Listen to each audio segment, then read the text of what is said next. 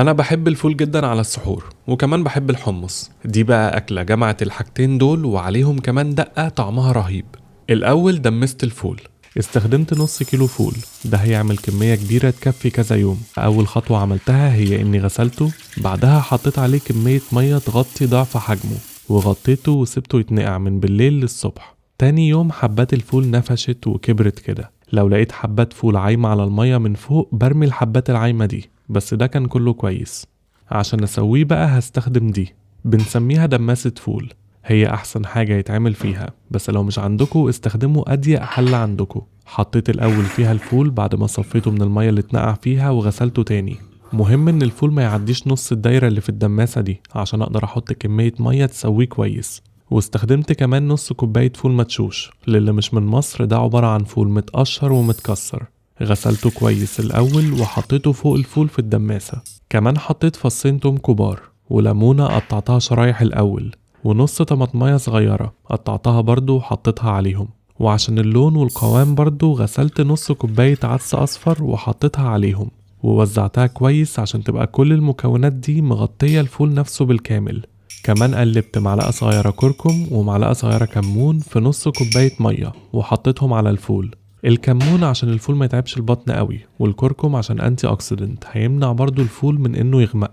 وكده ما بقاش فاضل غير اني املى الدماسة لحد قبل الاخر بشوية بمية مغلية. شغلت بعدها البوتاجاز على نار عالية في الاول بس، وغطيت الفتحة دي بورقة زبدة وفويل تحت الغطا بتاع الدماسة عشان اقفل كويس جدا على الفول وامنع على قد ما اقدر ان المية تتبخر بسرعة.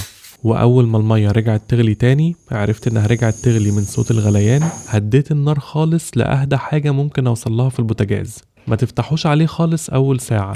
بعد اول ساعة افتحوا شوفوا محتاج مية ولا لا، واقفلوا تاني، وافتحوا تاني كل ساعة طول فترة التسوية. لو لقيتوه محتاج مية زودوا مية مغلية لحد شبه قبل الاخر، وغطوه تاني كويس وسيبوه على نفس النار الهادية يكمل سوا.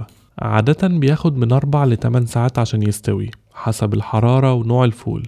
انا وصل لدرجة السوا اللي انا عايزها بعد 6 ساعات. هنا بقى طفيت النار وقلبت معلقة كبيرة دقيق في نص كوباية مية باردة كويس جدا وحطيتها على الفول، وقلبت كويس كل المكونات في بعضها. الدقيق ده لما هيختلط في مية الفول هيظبط القوام بتاعها جدا.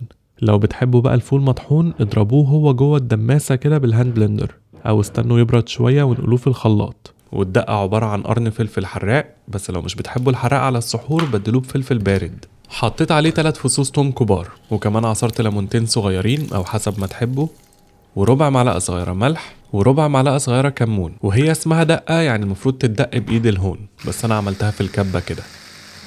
والحمص بقى ممكن تجيبوه مجفف وتنقعوه يوم كامل بعدين تسلقوه وتقشروه، أو تسهلوا على نفسكوا وتستخدموا اللي في الكانز ده. قشرت معظمه كده بعدين حطيته في كبة، بس سبت شوية صغيرين منهم لبعدين، وعصرت عليه عصير ليمونة صغيرة. وكمان عادة بحط توم، بس هكتفي بالتوم اللي في الدقة المرة دي. تبلته بنص معلقة صغيرة ملح ونص معلقة صغيرة كمون، وبدأت أخففه بمعلقتين كبار زيت زيتون وربع كوباية طحينة. لما لقيته مش بيتضرب بسهولة في الكبة زودت منهم تاني لحد ما اتضرب كويس ووصل للقوام اللي أنا عايزه. وكده ما بقاش فاضل غير إن أحط الحمص من تحت عليه الفول والدقة وشوية من الحمص اللي سبته، وطبعا زيت زيتون كتير، او خلطة الطحينة اللي وريتكم طريقتها قبل كده. وشكرا جدا عشان بتتفرجوا للآخر.